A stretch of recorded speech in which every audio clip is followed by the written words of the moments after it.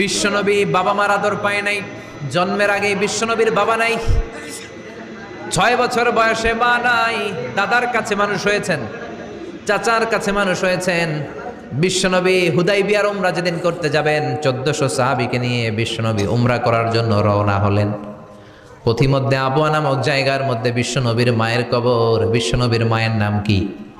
তোরা দেখে যা আমিনা মায়ের কোলে, মধু পূর্ণিমারি সেথা চাঁদ দোলে, যেন উষার কোলে রাঙা রবি দোলে। তোরা দেখে যা কালিমা শাহাদাতের বাণী ঠোঁটে কে লই, পরে দুরুদ ফেরেশতা বেহেশতের দুয়ার খোলে। তোরা দেখে যা আমিনা মায়ের কোলে।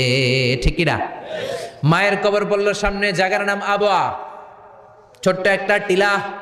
1400 সাহাবীদের দিকে তাকিয়ে বিশ্বনবী বললেন, ও সাহাবারা, এটা আমার মায়ের কবর।